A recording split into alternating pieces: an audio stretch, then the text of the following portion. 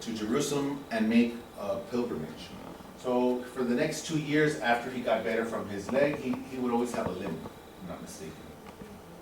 What he did was that he went and lived as a beggar. But before he did, he offered his weapon, his sword, to Our Lady. And Manaresa, he went and offered it before her altar. So that was a sign that he had given up that life and decided to become Christ entirely. So we have another picture here where he has some companions. He first wanted to study. So before actually going off to the Holy Land, he found out that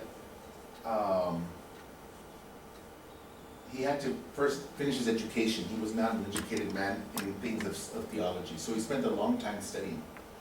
And it was there that he met these men. Okay? They were a group of guys that they were all of the same mind and thought. Francisco Javier.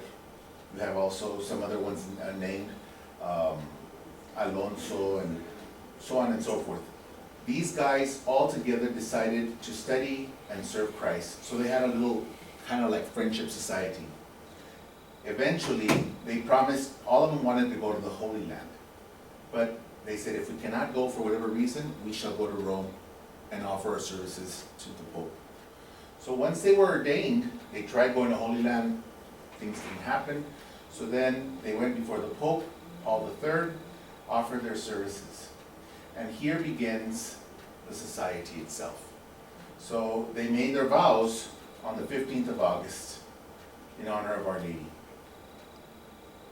So their formula of institution says, whoever desires to serve as a soldier of God beneath the banner of the cross in our society, which we desire to be designated by the name of Jesus, and to serve the Lord alone and the Church, his spouse, under the Roman Pontiff, the Vicar of Christ on earth, should, after a solemn vow of perpetual chastity, poverty, obedience, keep what follows in mind. This is very unique. Up to then, religious life was in a convent, in a monastery. Here were these guys who were willing to make the same vows and yet go out and serve the people of God instead of having the people of God come to them. Like before, in olden times, they'd go to the monasteries. They would go out to the people. So the original name was Compañía de Jesús. In English, they translated it to Society of Jesus. So he was a mystic. Ignacio de Loyola had many moments of special graces. I just put down some of the main ones. He once saw the Holy Trinity, but he saw Jesus with his cross, the Father and the Holy Spirit. He saw that in a vision where Jesus called him. Then another moment, he saw the Blessed Mother with the Christ child. I chose this one because St. Joseph is present as well. And then, of course, you have another time that he got cured by St. Peter, the apparition of St. Peter. So this founder, besides being a mystic, he was also a saint. He was a very holy guy. So now, Jesuit spirituality has its basis on all his writings. And the two main aspects of that spirituality are finding God in all things and contemplatives in action. Finding God in all things. Up to that moment, finding God was only at a convent, or at a monastery. God bless you. And you could only be contemplative in a monastery, in an enclosure. His society did the opposite. And he was very much cataphatic. So, these two things, finding God in all things. So, in any circumstance, whether you're having trials, temptations, problems, or even good things that happen to you, you can find God. And a contemplative in action, that means in whatever you do, you can still be contemplating God himself. Now, Jesuit spirituality, in a summary, is pretty much this. Serving Christ the King. So to seek to know Christ more intimately, so as to love him more ardently and follow him more closely. This word ardently, this is a very Spanish term, con ardor, con lumbre. See, so that's something very, very Spanish. The Spanish and the Spaniards were very passionate people. And it's seen in his spirituality as one, a military. That's why he would see Jesus as the king. And two, as a lover of Christ. So, something that's unique to the Jesuits is the magis. And it refers to ad majorem Dei gloria. So, magis, pronounced magis, is a Latin word that means more or better. So it's always choosing the better. That's the Jesuits. That's their thought. What is the better? It is related to ad majorem Dei gloria, a Latin phrase meaning for the greater glory of God. Magis refers to the philosophy of doing more for Christ and therefore doing more for others. This is central to the Jesuit way of thinking. Okay, let me see if I missed something up. So, one of the things that he did when he went as a pilgrim was that he would write down the things, his experiences. From these experiences that he first wrote down, they became the spiritual exercises, los ejercicios espirituales para vencer a sí mismo. That was the main part. And something about su vida determinarse por afección alguna, and it was talking about letting go of all the things that were disordered in your life. Now I chose these because back then, they put his spiritual exercises in a book form. So you see, even with a hand, they would, each finger represented something to help you with the exercises. These letters right here, these lines, this is the oldest writing that we have directly from Ignatius of Loyola. And of course, that's his real signature right here, Ignacio Loyola. Spiritual exercises, they are meant to be flexible and adaptable to the particular needs of the individual retreatant. Before this, people who would go on retreat was 1 in a million. Usually they could go to the monastery if they had lived a sinful life, or if they were monks, they would be on retreat or in silence. So this idea of anybody being able to go, whether you were a farmer, or whether you were a politician, or whether you were a warrior, whatever you were, a soldier, to go and live a retreat, an individual retreat with you and God. This was very unique to St. Ignatius. So his spiritual exercises served this purpose. Today we hear of Acts, we hear of, before then it was Cursillo. You have all of these, they're all based on this type of forum or format. Now, the spiritual exercises were divided into 4 weeks, and it's a full month. First, it was consideration of sin and its consequences. Second, following Christ with a generous and magnanimous response to Christ's personal call. That's the idea of the Jesuit spirituality, is that Jesus and you have a personal relationship. The Cursillo movement took this by saying Christ and I are the majority. So in the third week, you can contemplate on Christ's passion and death and his great love manifested in these mysteries.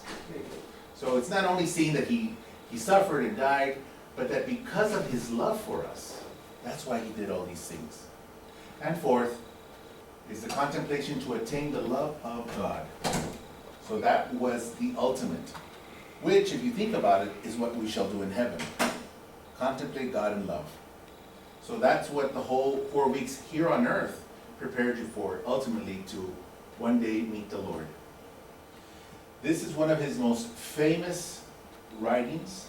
It's been put into song, and I wanted to keep it in Spanish because you all know Spanish, and Spanish was the language in which he wrote this. Toma, Señor, y recibe toda mi libertad, mi memoria, mi entendimiento, y toda mi voluntad, todo mi haber y mi poseer.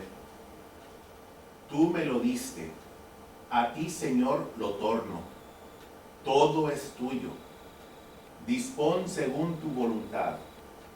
Dame tu amor y gracia, que esto me basta. It's a very beautiful prayer that often at times I've prayed many a time. Even though I'm not a Jesuit per se, I didn't realize that this prayer has been a part of my life, and that it was his. I wanted to share this part. You know, in Laredo, where I'm from, Jesuits don't exist in Laredo. We don't have any Jesuits. Yet my grandmother had this prayer, which is called La Cédula de San Ignacio de Loyola, on the back of her door. And the faith of the people was such that Ignatius is invoked against the devil. So it says here, San Ignacio de Loyola, di al demonio no entres. And here's the reason why. This is this guy, Pedro de Calatayud. He was a Jesuit, he wrote, tuvo este gran santo gran poder contra los demonios, según lo dice la iglesia en su oficio, por lo cual es costumbre poner en las puertas de los aposentos por la parte de adentro esta cédula. El mismo demonio dijo una vez, no puedo entrar si no quitas la cédula puesta en tu puerta. Yo suelo aconsejar esta cédula en las misiones contra los asaltos y engaños del enemigo. Es muy buena costumbre de ponerle esta cédula en la parte interior de las puertas de las casas. See, I didn't realize all this until I was studying that my grandmother had that. How that devotion came to these people is very interesting. That's how powerful Saint Ignatius was in his devotion and spirituality. Now, the Jesuits, we know of a very famous Jesuit nowadays, and it's Pope Francis. Usually, the Jesuits, this is a very good little just flyer that they give out, but usually we think of Jesuits and there's always jokes about the Jesuits. They make all types of comments, sometimes they're negative, because they happen to be a very, very educated people. But overall, they've always had very, very powerful influence in the church. Later on, as we get closer to our times, it was thanks to the Jesuits that a woman in Poland, Faustina Kowalska, who had apparitions of the Lord, she was given advice from a Jesuit. And all of what we know of divine mercy is thanks to the efforts of this confessor she had. So the Jesuits are a treasure of the church. They came at a time when the church needed for monks to go out of their monasteries. So these guys were like monks, except that they were out among the people, working for the people. A lot of the Jesuits here in the U.S., we had the North American Jesuits who died. A lot of them gave their lives in trying to evangelize the Indians. And all throughout the world, you have many, many saintly Jesuits. One of the ones that was his companion was San Francisco Javier. He is one that you always see, and one thing about them, you always see them with the crucifix in hand. So they would show always to the people who they were preaching to, this is love. He so much loved you that he came upon the cross. Francis Xavier went through Japan, went through many Asian parts. He's the patron of Asia, isn't he? I think so, and also of missions. So he had he wanted to go to China very badly, but when he was about to get there, he was on a little island and he could see the mainland of China, but he died there, unable to reach his destination. But to this day, even Japan has a lot of Christian roots thanks to St. Francis Xavier. Yes. So the Jesuits are a great treasure to the church. I'm very happy I was able to study them a little bit better. And I didn't realize how important they have been. The negative things that have happened throughout history is that at one point the church suppressed them. The Pope himself suppressed them. And then later on, he unsuppressed them. But overall, holiness is the reason why their society exists. To love Christ and to be personal with Jesus. This is strange. Of all the other saints, usually it was like one saint and nobody else could be like that, but not the Jesuits. The Jesuits have holiness for every single person. Are they still the most populous religious order? I don't think so. I don't think so, because right now they only have, in Canada and the US, they have 2,600. Yeah, they are. Are they still the largest in the world? Yeah, Okay, I didn't know that, that's good. yeah. So they're still the largest, and the And they're a Jesuits, clerical go ahead. order. They're a clerical order. Yes, they're a clerical order. You'll never find a feminine branch to the Jesuits.